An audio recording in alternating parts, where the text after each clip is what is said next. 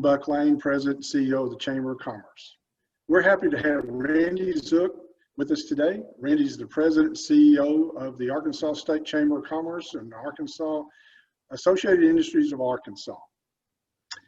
This event is being recorded and will be placed on the Chamber website and the Chamber YouTube channel. I want to thank our sponsors for today's event. We have First Security Bank, we have Unity Health, First Community Bank, Mize Heating and Cooling, Riverwind Bank, and Bryce Corporation. Also want to thank our Government Affairs Committee Chair, Charles Gaines, and his entire committee, as well as my staff, Tara Cathy, our Vice President, Jennifer Skinner, our Community Relations Coordinator, for their ideas, planning, and our execution of this event. For audience members, we are suggesting that you click the speaker view in the right-hand corner of your screen and also mute your speaker. Kenny Hall is also with us. Kenny, thank you for joining us as well. Kenny's the Executive Vice President for Government Affairs at the State Chamber. Randy, I want to thank you both for coming today, being part of our virtual series, and I want to turn it over to you, Tom. Terrific, Buck. Thank you very much. Gee, I wish we were up there at a meeting with you at Harding so we could enjoy some of that Yarnell's ice cream that always finishes off a lunch meeting at Cersei. There you go. Better times ahead. We'll look forward to that. We appreciate the opportunity to visit with you and share some thoughts about, first of all, the ballot issues that are going to be on our election ballot, which is official election day is what, 4 weeks from today. So the calendar is running at a rapid rate, and I think early voting actually starts 2 weeks from yesterday. The 19th will be the beginning of early voting. And of course, absentee voting is going on as we speak. Let me jump into the ballot issues. There are 3 at this point. There are 3 which will be on the ballot. Issue 1, the governor's highway plan. Issue 2, yet another version of term limits for legislators. And we'll get into some detail on both of those. And number 3, Kenny will outline primarily for you on ballot issue reform measure that we, along with the Farm Bureau, worked through the legislature and got that referred. So we've been involved in all 3 of these matters as they work their way through for a referral from the legislature. But let me tackle issue 1 first. As I said, this is the governor's highway plan. As you know, all of you know, we passed in 2012 a half-cent temporary sales tax to underwrite the highway department and city and county street and road repairs and maintenance. We've been test driving that tax for now 8 years. It is set to expire in 2023, and issue 1 will make that tax, after this 8-year test drive, will make that tax permanent. It will extend it until it's repealed or at some point in the future or not. Now, why is it important that we pass issue 1? Well, first of all, this is a long sought, predictable, steady, flexible funding source that will move with values in the economy for highway and street and road repairs and maintenance and construction. This will provide the state highway department a little over $200 million a year in revenue, and will provide for the cities and counties about another $90 million per year between them. It'll be split evenly between the cities and counties.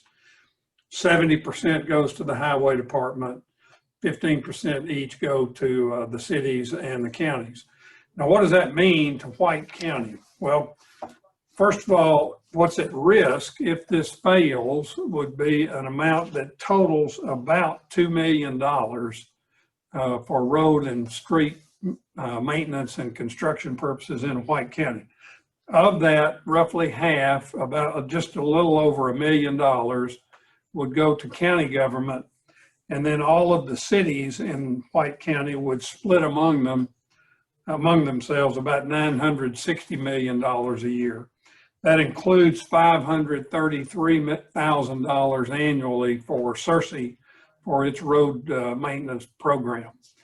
I think if you talk to your county judge and all of your mayors, you will find them of one mind on this issue, namely that it's just vital that we pass it to ensure the availability of those funds that they've been using now for a little over 8 years for those purposes, county roads and city streets.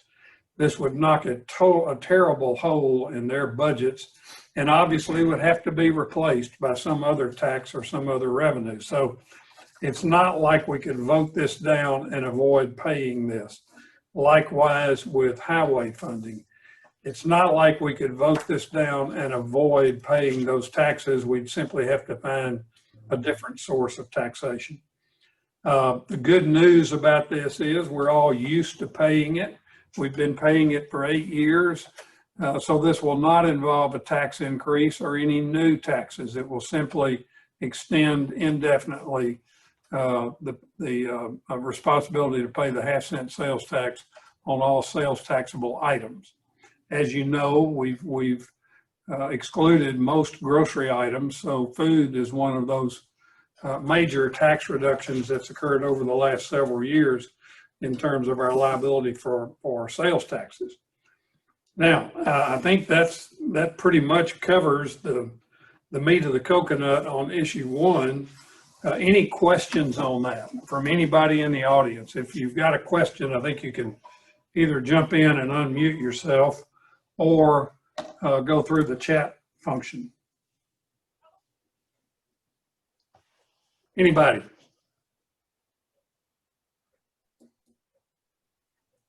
Okay, moving on. I'm going to jump into issue 2. We presently have a term limits situation where serving in the legislature, you are limited nominally to 16 years of service in any combination of 4-year terms in the House, in the Senate, and 2-year terms in the House. So you could serve, 8 2-year terms in the House, or you could serve 4 4-year terms in the Senate, or you could serve a couple of terms in the House and then move up to the Senate, as is not unusual for people to do that, to move up to the senior body. But you can also go beyond 16 years, and when you look at the details on how Senate terms are allotted, when we have a realignment of districts, you could serve as much as 20 years under the current limitations. So this proposal, issue 2, will create a firm limit of 12 consecutive years of service in the legislature in any combination, as is the case now, of House terms and Senate terms. You could serve 3 4s in the Senate, or you could serve 6 2s in the House. And at the end of that 12 years, you would be required to sit out for a minimum of 4 years, at which point you could become eligible again to run for office and get back in the legislature if you're so inclined. Frankly, that would be fairly rare. You can do a little analysis of current servers in the legislature, current members. It's pretty unusual for people to step out either by being defeated or just resigning or just not running for re-election and then coming back for some subsequent term. That's a pretty rare occurrence right now. So this would give a much more reasonable approach, I think, to saving the experience and knowledge that comes from service in the legislature, rather than throwing people off the list in terms of people who are eligible to run. It would allow for someone to serve a 12-year period, sit out for 4 years, and then if they're so inclined to come back and try again, if they can get reelected. We urged this referral to the ballot because there was the looming possibility of an even more draconian approach, which would have been a 10-year hard limit at the end of which you would be ineligible to serve ever again. You could have someone elected when they were 30 at the end of 10 years, whether they were in the middle of a Senate term or not. At the end of 10 years, they are forced out of the office and are never eligible to run for re-election again. We think that's a pretty harsh approach to this because, like I said, in that example, a 30-year-old person could serve 10 years and then be kicked out in essence and never be able to serve again at the ripe old age of 40.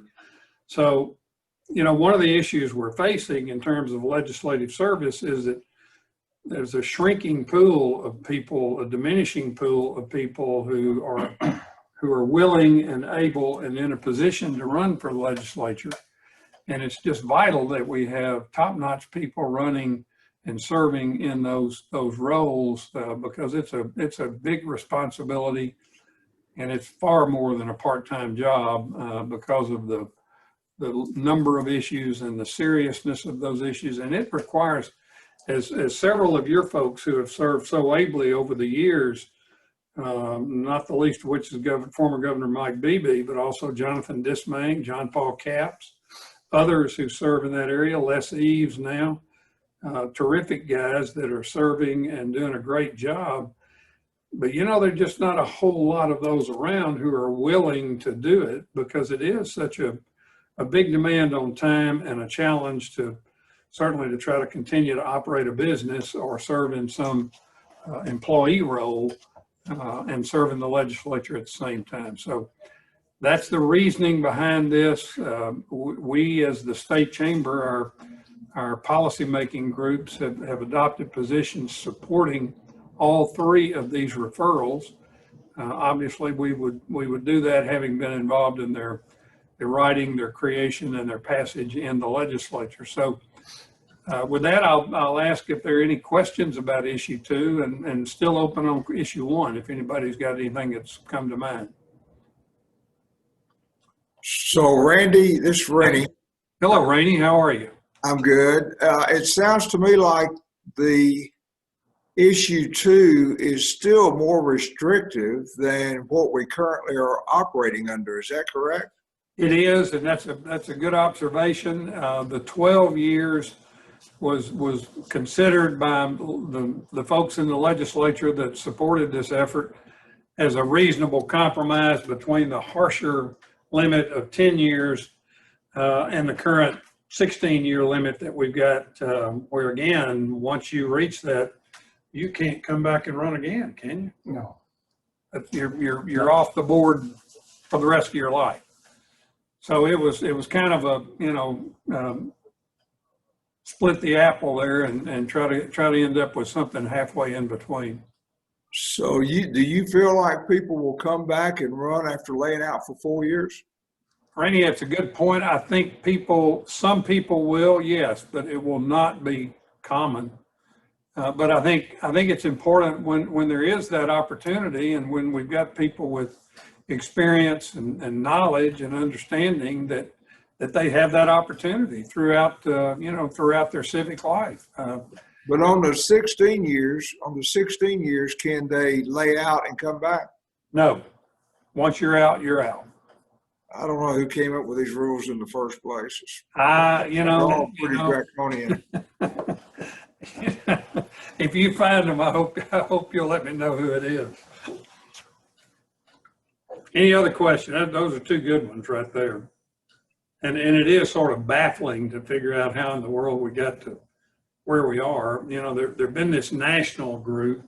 Kenny's certainly more familiar with them than I am, but this Americans for Term Limits, I think they're based in Florida. They have just been stirring this pot all over the country. And of course, they're trying to get term limits in the National Congress as well. Well, national, yeah, that's a better idea. I wouldn't argue that point a bit, especially for Speaker of the House. So perhaps if this was defeated this year, we could come back in a couple of years with a 16-year plus and then out for 4. We certainly could. That would be an option. And again, you know, maybe I'm stating the obvious, but the 12 or 16, it's a function of the 4-year a number of a full term in the Senate. The 4-year term is what drives the math there. Is a 10-year limit was going to be, I mean, you could have had somebody in the middle of a Senate term that had to leave office.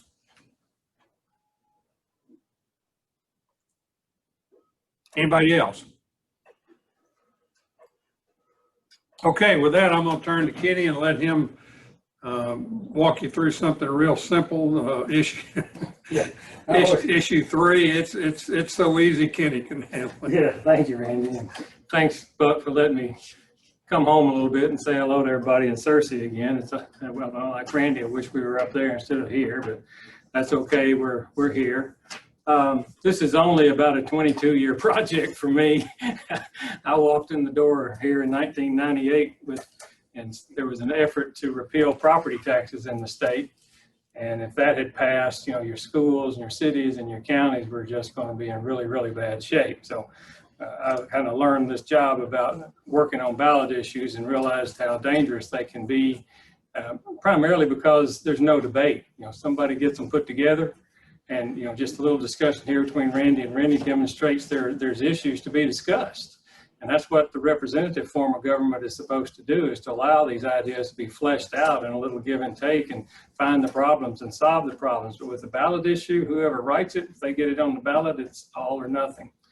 And so what we've done here is we've taken several of the problems that we've seen over the years and tried to solve them as best we can. So what issue 3 will do is, first off, it will change the filing date of the petitions, which is currently 4 months before the election day, which is usually the first week of July.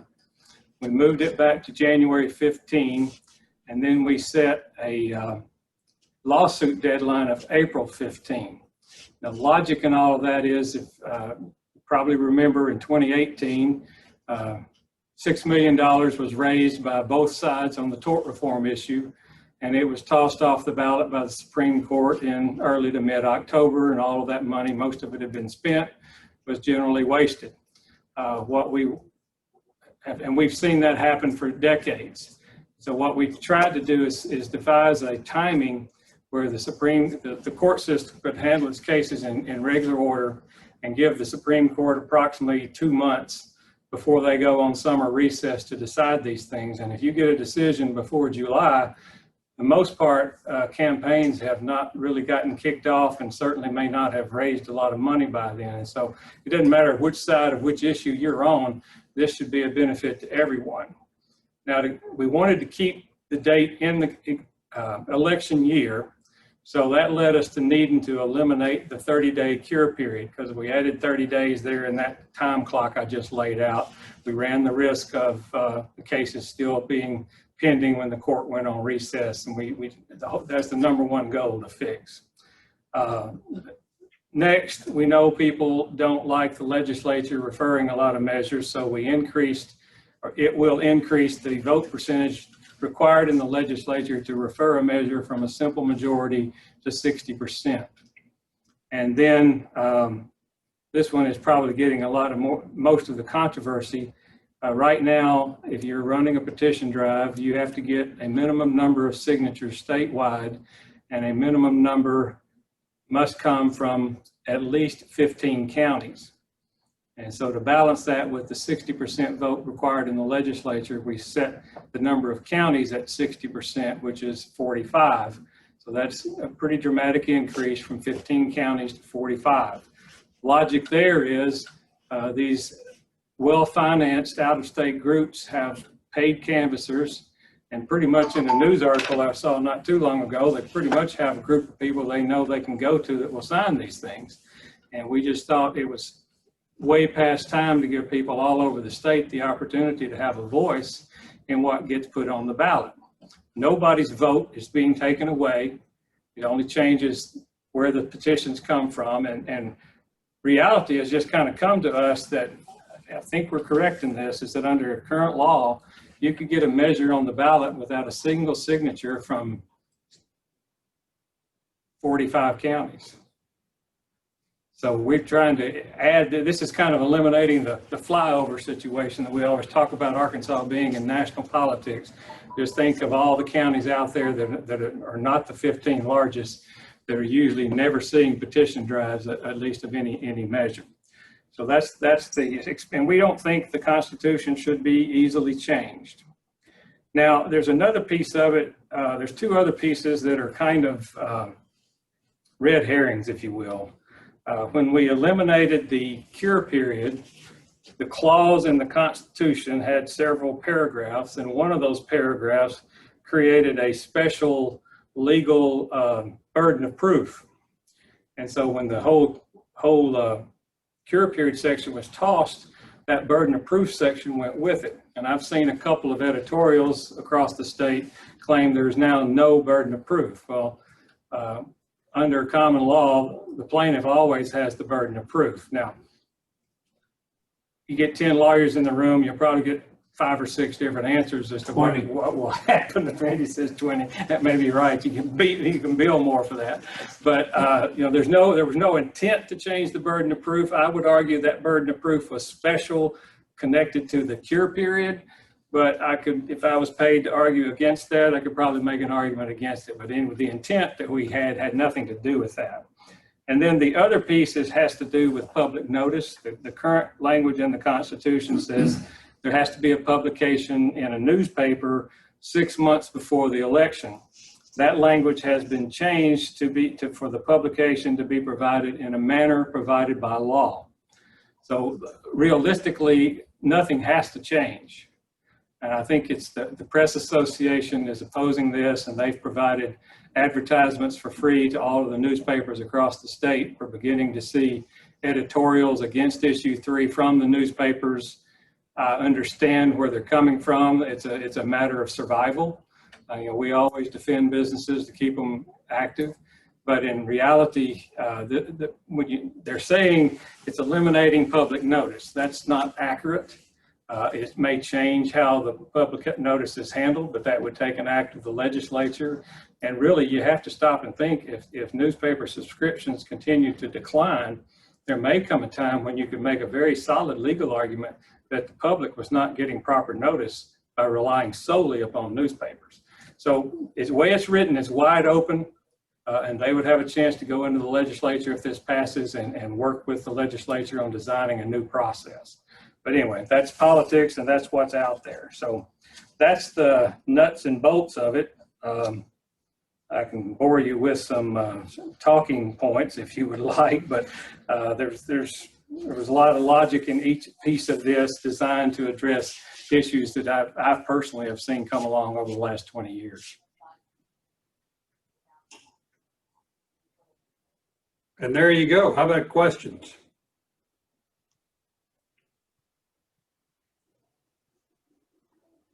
Well, I have a question.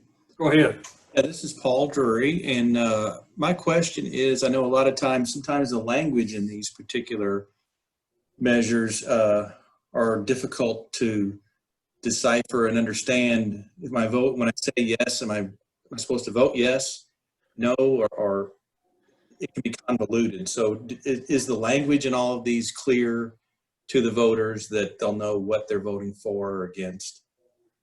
Oh, you know, let me be as candid as I can be. It will be an unusual voter who reads all of each of these 3 measures while they're standing there in the voting booth. Especially issue 3 is lengthy because there are a lot of moving parts in it. They're all relevant to each other, but it's a long ballot. It's called a ballot title. And issue 2 is relatively short. Issue 1 is very short. So I think the average citizen will certainly be able to understand it if they have the commitment and the patience to stand there and read the entire thing. And that, you know, that's part of the reason for the publication in newspapers, to give people a chance to think about it before they get there. And of course, if, as many people are doing, if people vote by mail through a requested absentee ballot, you can peruse it at your leisure. typically in a precinct, in a voting booth, your time is going to be, even though there's not a clock running on you as such, technically, most people feel the urge to get on because there are people lined up behind them. That's going to be one of those pandemic side effects this time for sure, because people, it's going to require some commitment to get a vote cast. Thank goodness for the 2-week early voting, so that you can pick times when lines are at a minimum, and get in there and get your vote in the box and be done with your business. But if those who wait and vote on the normal election day, it won't be a surprise to me at all to see some pretty lengthy lines and waiting periods involved. I'm torn between my traditionalist habit of voting on election day and trying to catch a day earlier and go ahead and get it done. So I think a lot of people are in the same boat. But I think to be legal, the challenge in writing these things is that to comport with the rest of the Constitution, the language in these amendments is often very challenging for the everyday John Q. citizen who doesn't spend a lot of time thinking about this stuff and reading between the lines and just, you know, knowing the how it fits and how the parts work. So To make Randy's answer a little more scary, we co-host and co-sponsor a How to Win an Election seminar every 2 years with the Farm Bureau. And the first thing the instructor always does is write on the board 14 and 86, and then proceeds to explain that means 14% of the population are educated on the political issues and 86% have no clue. And so you focus all of your campaigning on the 86% to try in some way to educate them. Now, the other thing I didn't mention about all of this is we've become a state of policy entrepreneurship. I was just looking back from all the issues I've seen, and we've had casinos multiple times, medical marijuana, and to some degree minimum wage. But marijuana and casinos would definitely fit the entrepreneur situation. Those are groups. Yes, there are groups in Arkansas, but they are being backed by groups out of the state. It's all about making money. The minimum wage was not necessarily about making a group money, but more of a policy viewpoint. And I know in this year, two of the three that have been removed, they were backed, admittedly, by a billionaire in Houston who put well over $1 million into the campaigns. We believe, don't have direct proof, but we believe, it's not Forbes, it's the other mayor of New York. Bloomingdale. Bloomingdale is because a New York bank is backing the groups that are opposing issue 3. And so probably the biggest reason out of all the ones that I gave that I should have mentioned is that it's time for these to really be about citizens of Arkansas and not about out-of-state groups wanting to come in and make money, or out-of-state political groups wanting to come in and force their policy viewpoints on Arkansas. And the recent history shows that ballot issues have gone more to the liberal side than to the legislative issues that have been voted on, which have been more of the conservative viewpoint. Good question. Anybody else? Well, there's so the Amendment 3 basically makes it so that it's harder for outside groups to come in, and it takes actual more Arkansans signing petitions throughout the state to make something happen. Exactly. Yes. So Amendment 3 is really important for Arkansans to vote for, to try to preserve what we have. Absolutely, Randy. We think the Constitution is not just an etch-a-sketch. The Constitution needs to have some more stable element to it, and it should be more challenging, and it should be an Arkansas decision. So 1 and 3 are pretty much slam dunks, vote for. That would be our view. Yeah. And then two is whatever you, yeah. Yeah. Two is being a little more restrictive, yet a little more positive. I don't know. I was impressed, Randy, that you were able to remember your math from years and years and years ago, that a congressman has 8 terms and a senator would have 4. I was impressed by that. Well, what can I say?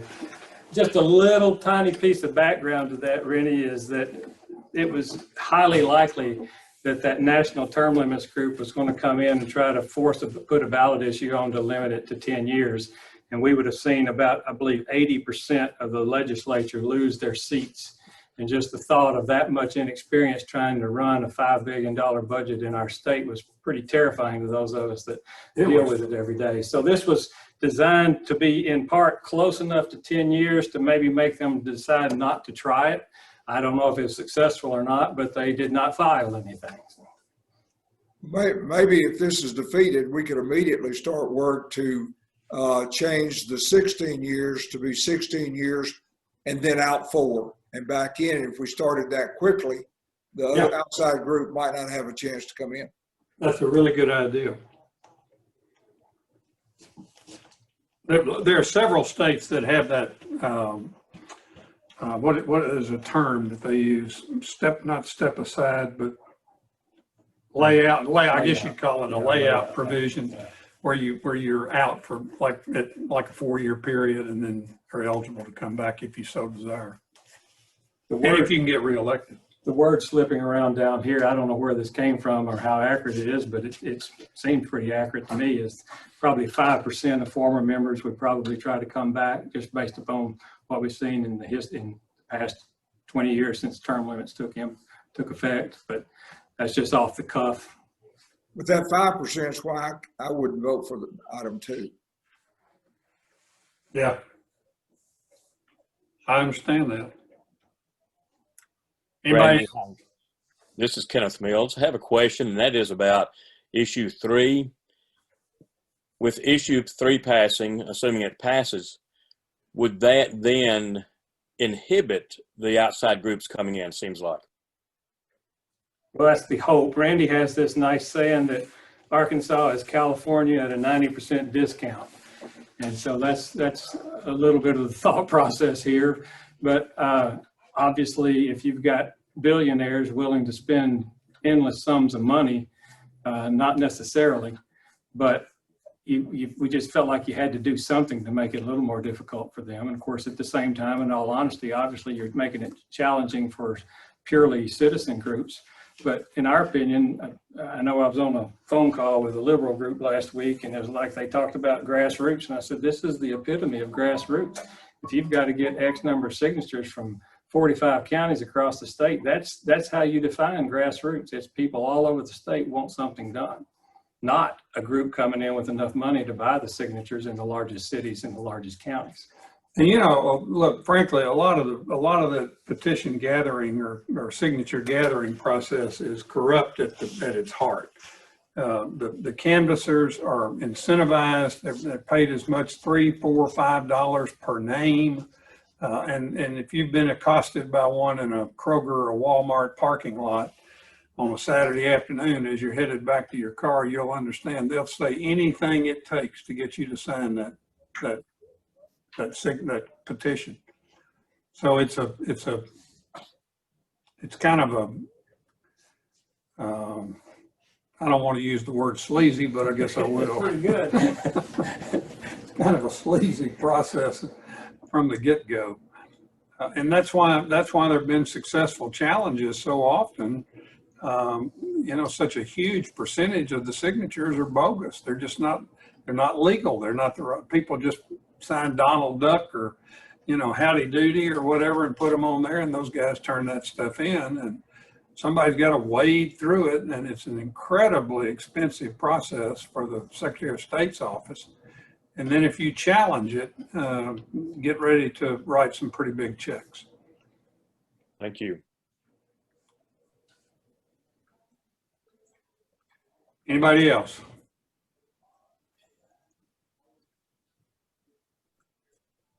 Buck, your computer stayed in place, didn't fall apart. Congratulations.